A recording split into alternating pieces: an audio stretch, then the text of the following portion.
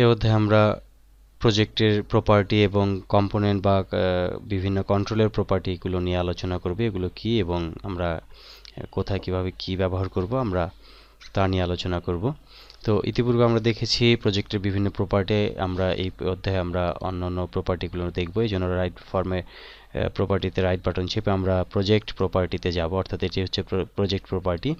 এবং এখানে আমরা দেখতে পাচ্ছি যে আমরা প্রজেক্ট টাইপ, স্ট্যান্ডার্ড, ইএক্সি ইতিপূর্বে আমরা জেনেছি যে কোনটি কি, এবং এখন আমরা দেখব যে বাকি অংশগুলো এবং সমস্ত প্রপার্টির ফাংশনগুলো আমরা বা বিষয়গুলো আমরা আলোচনা করব।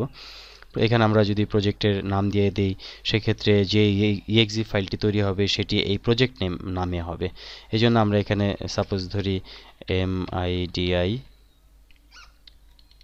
প্রজেক্ট বা MIDIP প্রজেক্ট, MIDIP একটি যে কোনো আপনার ইচ্ছা অনুযায়ী যে কোনো একটি নাম দিতে পারেন। এবং যদি কোনো হেল্প ফাইল থাকে, অর্থাৎ যদি HTML আকারে হোক বা সরাসরি উইন্ডোজ হেল্প ফাইল আকারে হোক, সেক্ষেত্রে আমরা যদি হেল্প ফাইল থাকে সেটিকে আমরা হেল্প ফাইলটিকে এখানে HLP ফাইল যদি থাকে, সেক্ষেত্রে আমরা ওই ফাইলটি সিলেক্ট করে মূল উইন্ডোটি বা মূল ফাইলটি সিলেক্ট করে আমরা ওপেন দিলে এখানে একটি হেল্প ফাইল চলে আসবে, যেটি সফটওয়্যারের সাথে ইনক্লুড হয়ে যাবে। এবং একইভাবে প্রজেক্ট ডিসক্রিপশন, অর্থাৎ প্রজেক্টের যদি কোনো ডিসক্রিপশন থাকে বা কোনো বিষয়বস্তু থাকে আমাদের বলার, সেটি আমরা এখানে বলতে পারবো। এবং এখানে আপগ্রেড অ্যাক্টিভএক্স কন্ট্রোল, যদি এটি টিকমার্ক দেওয়ার অর্থ হচ্ছে যদি কোনো অ্যাক্টিভএক্স কন্ট্রোল আপগ্রেড করার প্রয়োজন পড়ে সেটি সে আপগ্রেড করে নেবে। এবং একইভাবে এখানে প্রজেক্ট হেল্প কন্টেন্ট আইডি, অর্থাৎ প্রজেক্ট হেল্পের আমরা যে ফাইলটি নিয়েছি সেটির প্রথম কন্টেন্ট আইডিটি কি হবে, মানে প্রথম পেজটি কি আসবে সেটি আমরা এখান থেকে নির্বাচন করব। একইভাবে মেক ট্যাবে গেলে আমরা এটি মেক, অর্থাৎ আমরা যখন ইএক্সি ফাইল তৈরি করব সেই তৈরি করার বিষয়বস্তুগুলো এখানে আমরা দেখতে পাবো।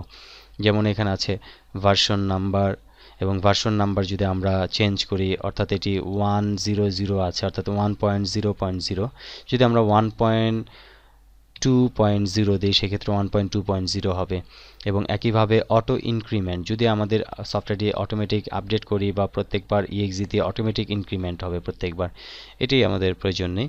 এবং একইভাবে অ্যাপ্লিকেশনের টাইটেলটি হচ্ছে আমরা যেটি প্রথমে দিয়ে দিয়েছিলাম এই জায়গায় MIDIP।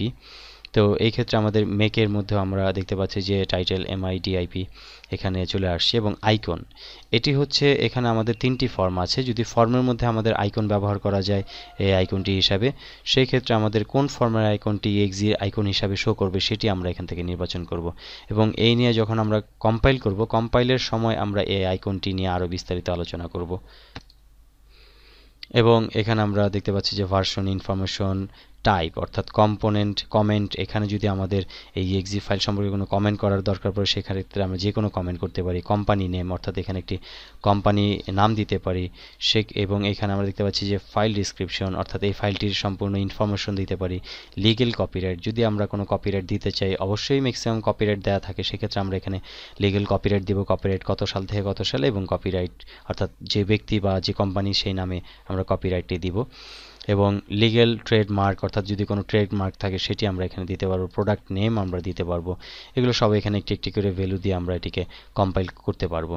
এই সব বিষয়ে আরও বিস্তারিত আলোচনা করব আমরা কম্পাইল ইউনিট, অর্থাৎ যখন আমরা একটি এক্সি ফাইলকে কম্পাইল করব সেই ক্ষেত্রে আমরা এইগুলো নিয়ে আরও বিস্তারিত আলোচনা এবং প্র্যাকটিক্যালি দেখাবো। এবং একইভাবে কম্পাইলের মাধ্যমে আমরা এটি কম্পাইল করতে পারি, কম্পাইল টু পি কোড এবং কম্পাইল টু নেটিভ কোড। তো এখানে অনেক বিষয়বস্তু আছে এবং এগুলো অনেক ডেপথ বিষয়।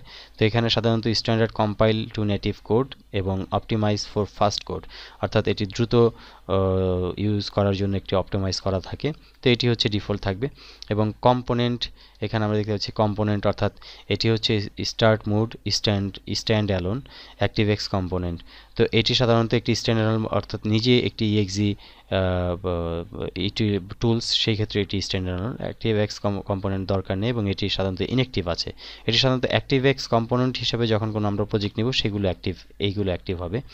ডিবাগিং, এগুলো ইনঅ্যাক্টিভ আছে, এগুলো যেহেতু আমরা আপাতত এখন ডিবাগিং করছি না এই জন্য এগুলো ইনঅ্যাক্টিভ আছে। তো সবশেষে আমরা এটির প্রপার্টি আমরা জেনে নিলাম যে কোন বিষয়বস্তুর কাজ কি, এটা খুব গুরুত্বপূর্ণ এবং এটা আমরা প্রজেক্টটি সেটিং করে নিব শুরুতে যখন একটা প্রজেক্ট নেব, বা পরবর্তীতে কম্পাইল করার সময় আমরা এটিকে সেটিং করে নিতে পারি।